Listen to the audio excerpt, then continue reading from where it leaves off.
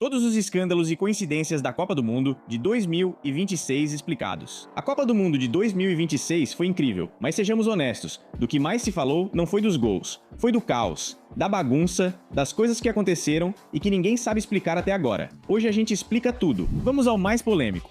A ligação de Trump em 1º de julho, Estados Unidos x Bósnia. Faren Belogan já havia feito um gol e jogava muito quando o Gipurias, ao disputar uma bola, pisou no tornozelo de um adversário.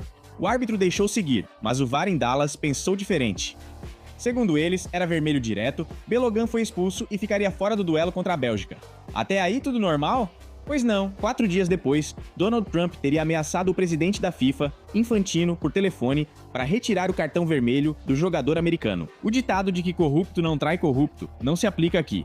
2 dias depois, a FIFA anunciou que Belogan poderia jogar. O cartão vermelho foi suspenso por uma multa de $40 mil e uma cláusula inédita no torneio.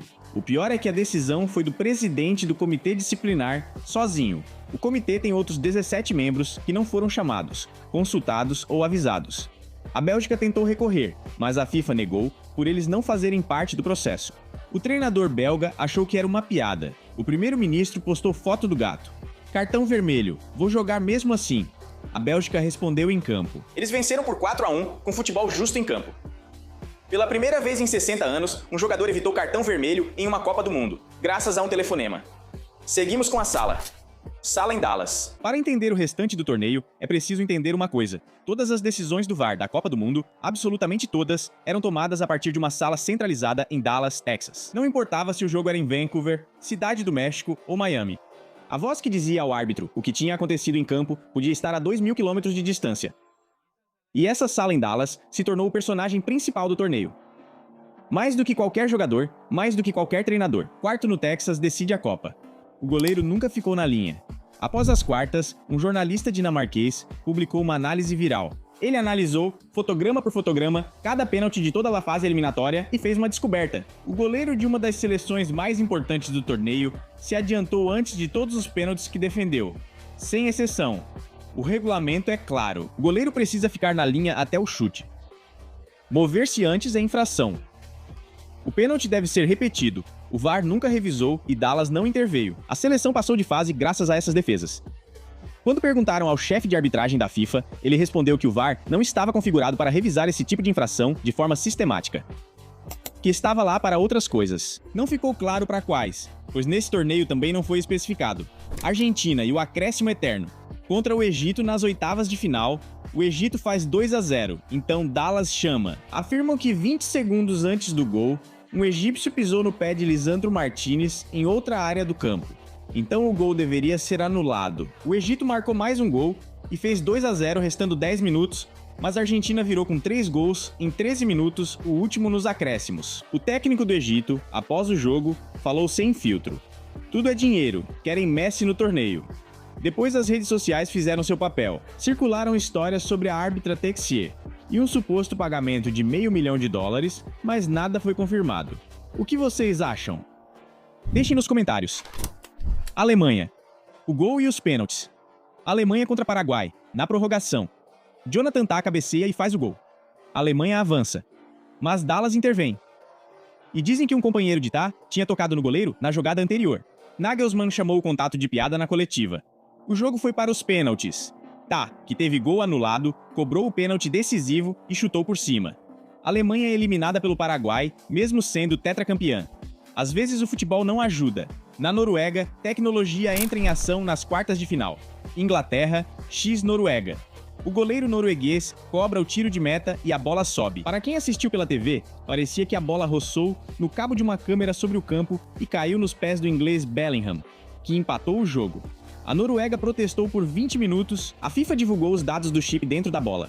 O sensor confirmava que nada tinha tocado na bola no ar. O treinador norueguês disse que achava isso ridículo. E uma coisa é verdade. Durante todo o torneio, esse cabo ficou pendurado no campo. No Mundial mais tecnológico da história, com um cabo de câmera solto sobre o gramado. Isso ninguém explicou também. Espanha e França. E as 100 mil assinaturas semifinal. Espanha contra a França. Aos 22 minutos, Lucas Hernandes derruba Lamine Yamal dentro da área. Pênalti. Oyarzabal vai para a marca. E a Espanha vence por 2-0. A França alegou que a bola tocou no braço de Yamal antes da falta. Dallas revisou e confirmou o pênalti. Foi na manga, tudo legal. O público não ficou satisfeito, e quase 100 mil torcedores franceses pediram a repetição da partida. Mas a FIFA nunca faz isso, o que diz muito sobre o ímpeto francês.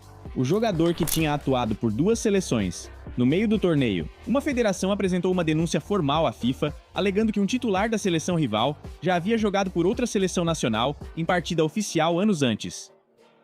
Se confirmado, ele não poderia ter trocado de seleção. As regras de elegibilidade da FIFA são bem específicas. A investigação durou 4 dias, período em que o jogador seguiu treinando, viajando e se preparando para o próximo jogo. No 5º dia, a FIFA declarou o caso resolvido, sem revelar detalhes ou resultados. Apenas afirmou que o jogador estava liberado e o assunto encerrado. A federação denunciante solicitou o relatório completo. A FIFA informou que o relatório era confidencial. O jogador atuou, sua seleção avançou e o documento segue confidencial até hoje. Era uma regra nunca usada.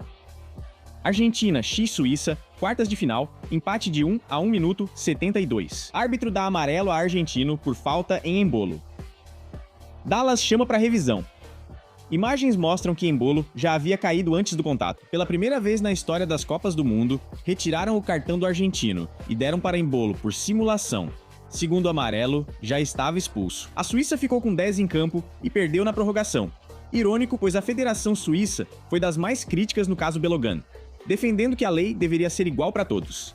Depois a lei eliminou o jogador deles com uma regra desconhecida.